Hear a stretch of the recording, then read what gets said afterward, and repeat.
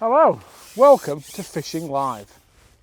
It's a lovely evening. We're here at the Glebe fishery, not too far from Hinckley in Leicestershire. And just rather an angry looking carp on the short line. So what I'm going to do, I'm going to get this fish in and then I'm going to give you your weekly fishing forecast, because from what I can see, it's going to be an absolute belter. As you know from these fishing lives that I've shot before, I just love these short afternoon and evening sessions at this time of year. It's just the best time of year to get out, have a few hours. I've just brought with me a couple of bags of 2-in-1. There's not much left now, as you can see. The natural and the red mixed together.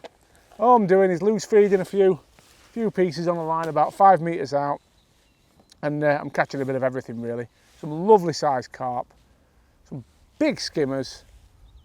We even had a little tench or two. It's just been lovely, lovely fishing. But this one, as with all the fish in the Glebe, is angry. He does not like it upping. We're just taking our time. We've got Preston's 13 hollow in this one. So it's a nice balanced elastic. As you can see, I've fed a couple of times just to keep the fish milling about, so that hopefully when I go back in there, there's one waiting for me. We've got this one coming towards us now. I don't really want to let him run again, so I'm just going to hold him. And then lift him up so he comes to the top and keep him coming towards the net. And there he is. A lovely little common carp. Let's have a gander. So many fish like this in the Glebe. Just try and pick him up for you. This is a real pretty one. Good example of the sort of healthy fish that live in this venue.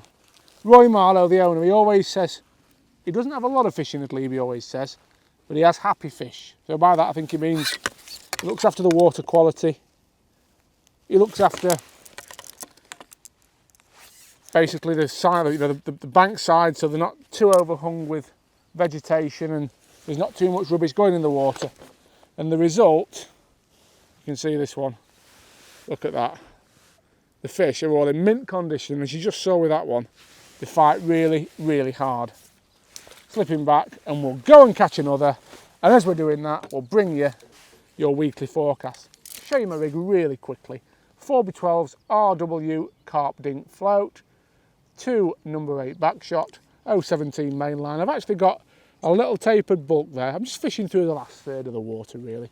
2-in-1's a heavy bait, so it lends itself perfectly to doing that. You know it's going to go down quite well, so you can actually present it in that last little bit. I'm just direct hooking a single piece of 2-in-1. I'm using the brown on the hook today. It's a 14 Guru Super LWG hook, and that hook length's 013 power line. So we're not fishing too far out. You saw me prime that line a couple of times while I was playing that fish, and there's some bubbles coming up, so I can see there is actually one there waiting. So I'm going to lower that in. I'm not going to feed straight away. I'm going to give it a second, because it might well be that it goes in and goes straight under, because obviously we've done the hard work. We've landed the fish. Bubbles tell me there's fish there, settled on the bottom, so I'm just going to give it 15 seconds, see if I get a bite straight away, and then if I don't, I will feed some more bait by hand. I think when it's good fishing and you've got some room like it is today, a little bit of noise by throwing the bait rather than potting it actually helps bring fish in. Corn used to be a brilliant bait on this lake. Back 4 or 5 years ago, it used to be all corn short fishing, or a lot of corn short fishing. And I'm sure, even though corn's not really working as well anymore, oh, that was a nice bite, but I missed it. Even though corn's not working quite so well anymore, it's the same principle. You can actually feed to bring the fish in, use the noise to attract them, and I've actually got a bit of a jacuzzi there now. Because I've got that rig that fishes the lower third, I actually make the most of that by, I'll not leave it in there too long before I lift it and drop it if I don't get a bite. I'm actually reluctant to feed while ever I've got that much activity, because it really is bubbling up there, which makes me think there's a fish grubbing about on the bottom. So I quite like him to pick my hook bait up before I refeed. And that's the beauty of feeding while you're playing fishing, while your rig's out of the water. You can line your next fish up quite nicely. There we are, another good bite, and that's actually one of the Glebe's famous jumping bream, that one.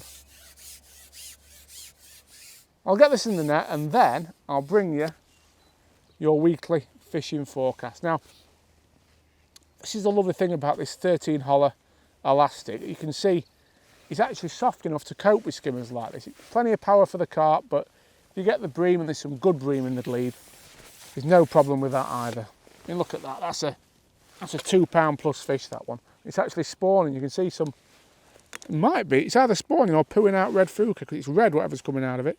And it really wanted that bait. I'm going to need my disgorger on that one. It's took it right down, that has. So we'll get him unhooked. 2 in 1 still on there. It came in so easy. I didn't feed that time, so I'm going to feed now before I rebait. And just see if we can do the same again. Have them lined up so that when we go back in, there's one there waiting. And the other beauty of that is, if a fish does come up to intercept the bait off the bottom, you're not spooking him with your rig. Whereas if I'd have fed like that with my rig in the water, which sometimes you do have to do, but if you do that, then I sometimes think you actually stand more chance of spooking the fish, because as you feed, they look up, they come up, or they move in at mid-depth, they touch your line and you spook them, which isn't ideal. So if you can, it's always nice to feed in between fish. We're going back out, flicking the rigging. Let's see what happens, and I'll tell you what I'm expecting for this weekend, because it's both good news and bad, folks, I'm afraid. The good news is the weather looks great. It's hot. I'm seeing temperatures of 20 plus degrees up and down the country this weekend, with mixed cloud and clear skies. So it's going to be, you know, sunny, hot, summery weather really. Summer's here.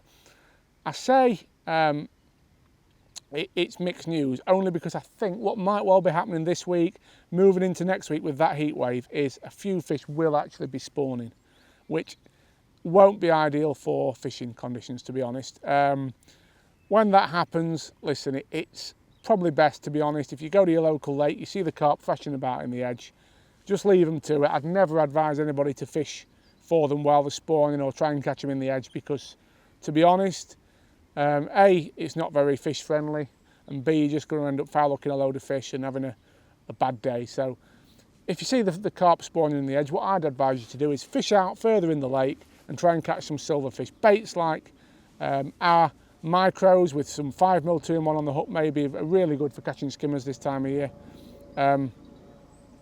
Just avoid those spawning fish. If you don't see them, well, this is another carp actually, you don't see any fish feeding, then what I'd be inclined to do is stick to the normal summer tactics that I mentioned last week. So we're going to be looking short pole fishing like I am now, maybe some shallow fishing, and there'll almost certainly be a lot of edge fishing if the carp haven't spawned yet.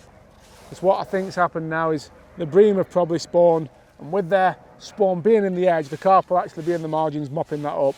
So if there's no sign of spawning fish, don't be afraid to have a look down the margins, because I think you'll catch plenty in those shallower depths of water with those warmer temperatures. Also, just going to feed again while I'm playing that one. Also, I'd say with that bright sunshine, you can expect to mug a few fish this weekend. So it'll be tactics like pellet waggler maybe, fish shallow on the long pole, or, as I said, you might even catch a few swinging a rig at a fish. And our new wafters, by the way, I've been catching a lot of fish doing that, because they sink really, really slowly with the hook. Oh, that's a little carp, but still a lovely fish. There we are, look. Look at him, little angry one. I think the Glebe regulars call these ones buddies, the ones like this, but lovely little fish. So there you are, folks. Canals, I'm afraid it's really, really tough at the moment. There's not a lot being caught as the fish migrate back out from their winter haunts to their summer haunts. I've seen some weights from the Aaron Calder, and it's absolutely really fishing difficult at the moment. But you know, that won't last forever. When I get myself a fresh 2 in 1 for the hook, that won't last forever. You know, if you are going on the canals, all I'd say is do some homework, find out where the fish are and where they're feeding, and you'll still get among some fish. But I'd say from this point onwards, they're only going to get better, the canals. So that's the good news. So there you have it, folks. That's your weekly fishing forecast. get out and enjoy that good weather. But as I said, if you see fish spawning, just leave them to it. Have a nice day fishing out in the lake and you'll catch some great silvers. And you can see this lake, for example, is full of bream. Most venues these days are, to be honest. Bream or roach, there's loads to go at. Have a good one, folks. I'll see you next week.